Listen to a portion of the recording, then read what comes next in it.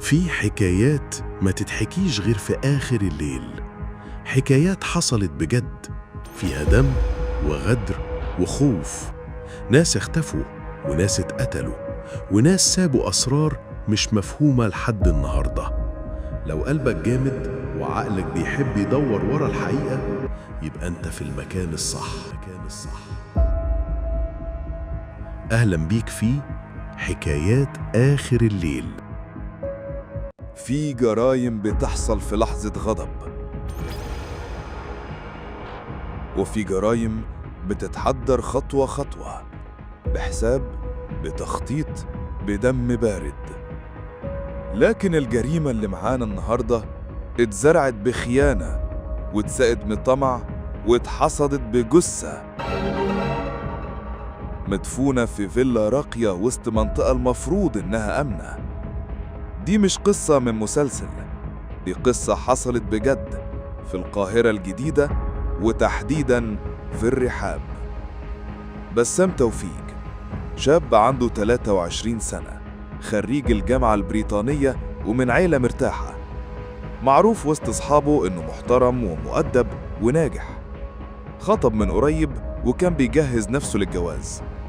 حياته ماشية زي الكتاب ما بيقول، أو ده اللي كان باين من بره. يوم 20 أغسطس 2018 والده بدأ يقلق. ابنه بقاله يومين مش بيرد، لا على تليفون ولا على رسايل ولا ظهر في الشغل، وبما إنهم عيلة قريبة من بعض ده مش طبيعي.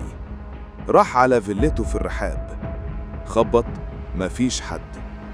دخل الفيلا، شكلها مهجورة، لكن في ريحة صعبة شبه اللحمة القديمة، وده معناه شيء واحد، في جثة.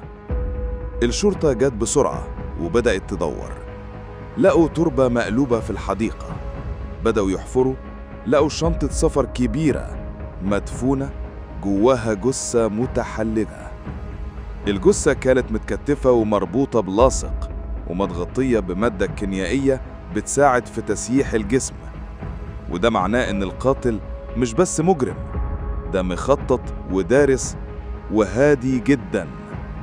وده اللي خلاهم يبدأوا يدوروا مين كان آخر حد شاف بسام. الكاميرات أظهرت مفاجأة.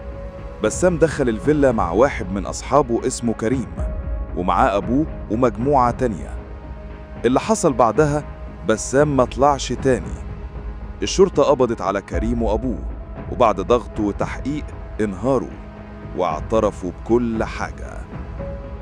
كريم كان واخد من بسام مبلغ كبير، حوالي 2 مليون جنيه. بسام بدأ يضغط عليه يرجع الفلوس، فبدل ما يواجه قرر يخلص.